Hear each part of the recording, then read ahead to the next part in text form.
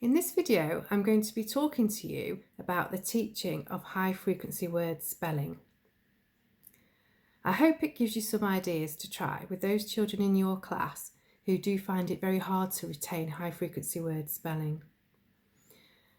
Our English spelling system is frankly bizarre, and there are many common exception words.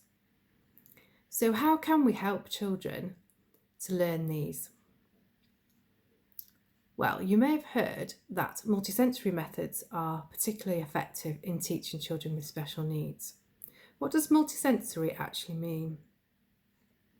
Well, as you can imagine, it's using all of the child's senses to take in information and encode it in memory. So there's the visual channel, and there's the auditory channel, and there's also the kinesthetic channel. What we've found in our lessons with dyslexic children is that the more senses we can use, the more senses we can engage with children in the lesson, the higher the retention rate. In effect, the more dyslexic the child and the greater the learning need, then the more multisensory you have to make your activities. So, how do we first of all start off with finding out which words the child needs to learn? A simple assessment will tell you something like 3 simple sentences on the whiteboard. So you might ask the child to write down, "Mum said no, I can go up, and come and see." So that will give you an immediate idea of where to start. So just for an example's sake, let's take this word, said.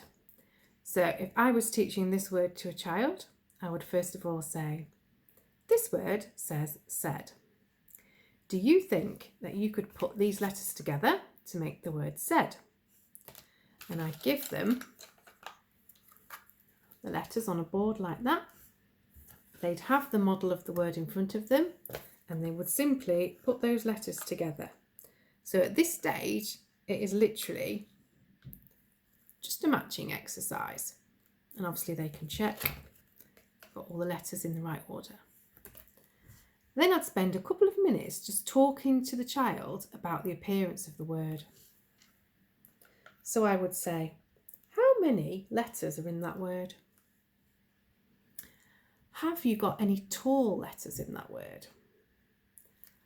Are any letters going below the line? How many vowels have you got? What are they?" And then I'd get them to trace around the shape of the word with their finger.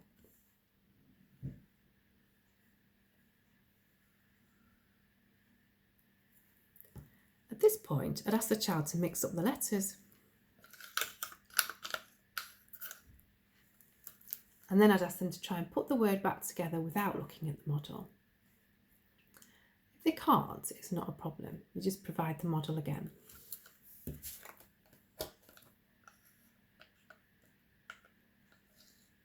It doesn't really matter how many times you need to do this, because obviously it's going to take some children longer than others. Do it a couple of times until they can manage to put all the letters together to make the word.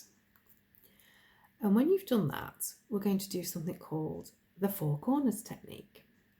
So in this technique, on the whiteboard, the child will write the target word in each corner of the whiteboard and then cover it up. So said, cover up, that's one corner. Then the next corner, said, and cover it up. Okay, so the child would write it 1, 2, 3, 4 times on the board, and then they would have a go at writing it with eyes closed in the middle. Said. That is dreadful handwriting, but basically that is the process.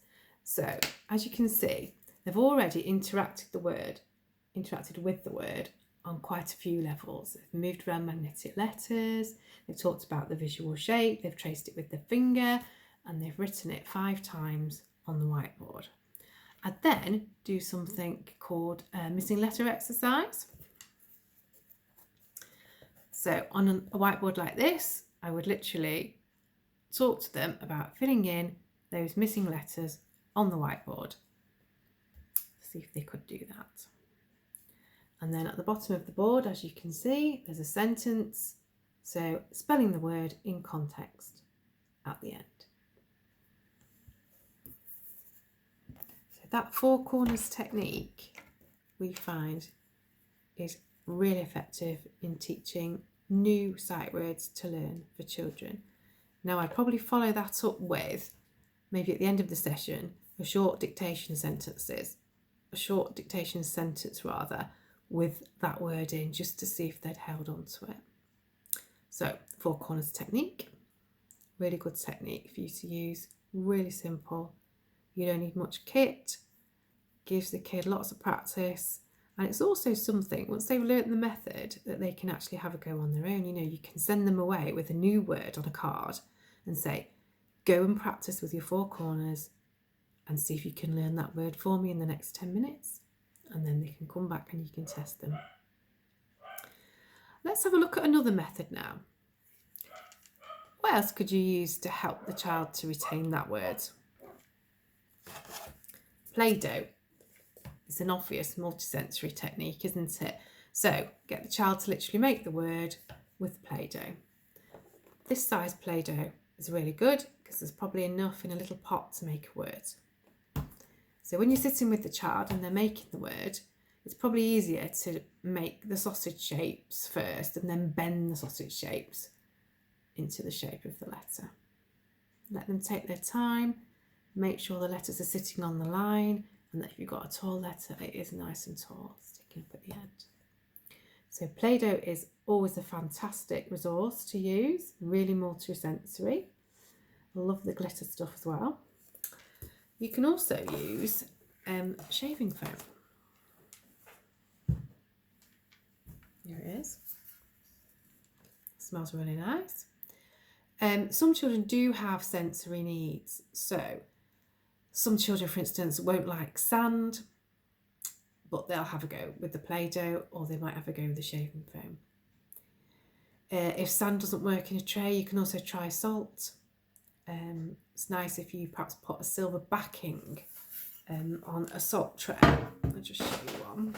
If you put some tin foil on the base of it like this, and then you put your salt on top and get the child to write the word, you'll get those silver letters coming through, which is quite nice that they like. So we've talked about four corners technique and using your magnetic letters on your whiteboard and your question cards to cover up. And we've talked about Play-Doh and shaving foam and sand or salt. What else could you do? One thing that's quite popular is to get the child to do rainbow words. So using a couple of different colours, just to keep going over the word over and over till you make your rainbow word. Quite enjoy doing that. Another nice technique is for you to give some text. These are from cereal packets, but it doesn't really matter. It could be from a comic, newspaper, anything really. And you could ask the child to cut out the letters to make their target word, and then to stick those letters down on a piece of paper and do it as many times as they want to do it.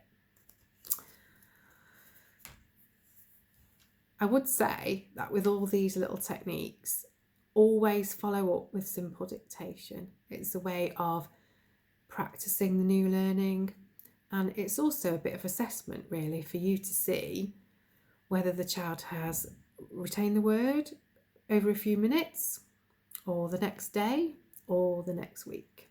So always use dictation sentences to back up your new learning. I hope I've given you some good ideas that you can use with your kids in class to help them learn their tricky words.